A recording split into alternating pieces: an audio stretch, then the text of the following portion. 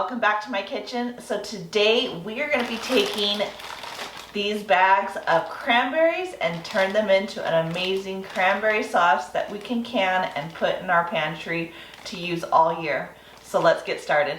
Alright friends, for this recipe I'm going to be using my Ball book of home preserving, and this you can find on page 179 in your book, and it's gelled cranberry sauce.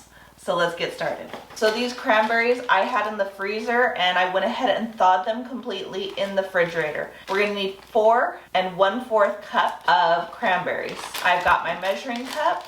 I would say 2 12-ounce bags will do exactly 4 1/4 cup of cranberries. Now we're gonna take this over to the sink in a colander, and we're gonna wash these really nice. Now we're gonna take these over to the sink, and we're gonna wash them really good, going in and picking out any of the berries that are not fully ripened. You don't want those in your sauce. So go through, wash them, and take out any berries that don't look right. All right, friends, so now that your cranberries are washed, the next step is you're gonna take a nice sized saucepan, and we're gonna add the cranberries, and 1 3/4 cup of water, and we're gonna get this on the stove and bring it to a boil. Once you bring that to a boil, you're gonna reduce your heat and you're gonna lightly boil for 5 minutes. At that point, you should see your cranberries start to burst and the skin come off. Then we'll move on to our next step. All right, friends, so now that our sauce is boiling, we are gonna let it gently boil for 5 minutes, stirring occasionally. During this time, go ahead and get your canner and your mason jars ready.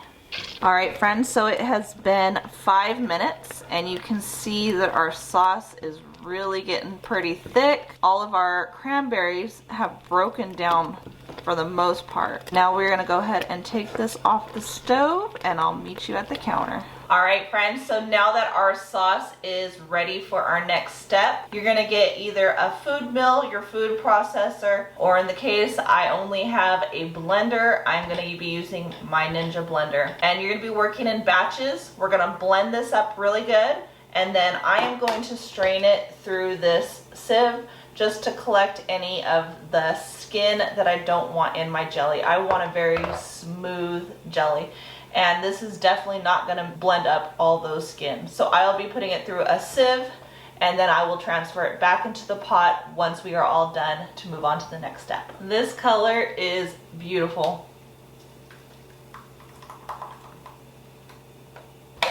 Whew. Definitely tart.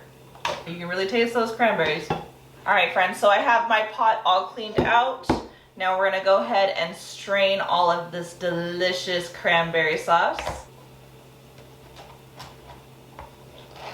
All right, friends, so now that all of our sauce is strained, we are gonna go ahead and add our sugar and then get it back on the stove to bring it back to a boil. So now to your mixture, you're gonna add 2 cups of sugar. All right, now get it onto the stove and get it back to a boil. All right, friends, so I have it now at a medium heat, and I'm going to stir until the sugar is completely dissolved, and then I will bring it up to a high heat to bring it to a boil. All right, friends, so now my mixture is boiling hard, which means I'm stirring and it's still boiling. In a few moments, I'm gonna turn off the heat, and we are gonna do the gel test, which is called sheeting, and we are gonna see if it is gelled enough. I've got a cold spoon here,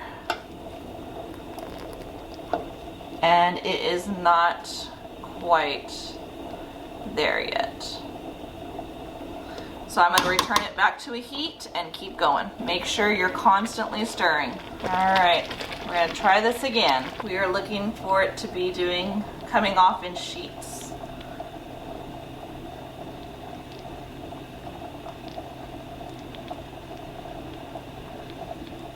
All right, friends, so let's check this.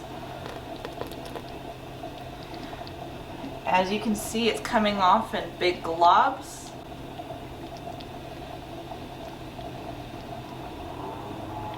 This is now thick enough that we can go ahead and can it up. All right, friends, so now we are ready to go ahead and start filling our jars with our sauce. I am using jelly jars, and you're gonna make sure you fill them, leaving 1/4 inch of headspace. You can see it's already turning into a jelly. Man, it tastes good too. And this is such a beautiful color. All right, friends, so now with a damp rag, go ahead and clean all the rims of your jars. This is sticky, so you wanna make sure you get all of that off your jar, or else your jars will not seal properly. All right, friends, now with your clean lids, go ahead and place them on top of your jars and put your rings on top, finger tight.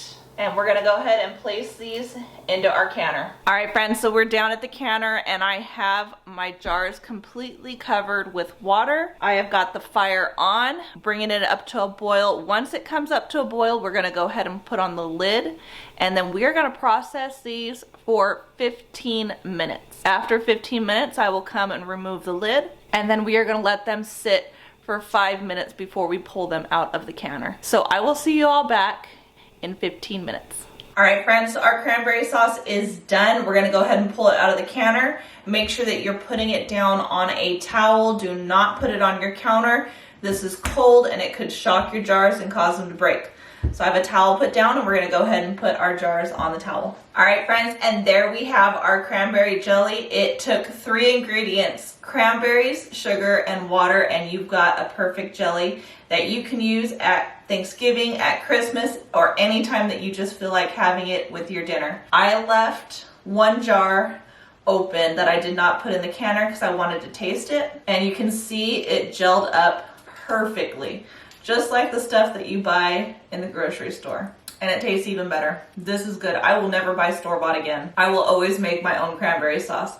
So I hope you enjoyed this video. I hope you give it a try. Don't forget to like, subscribe, share with your friends and family. As always, I hope all is well, and have a blessed day.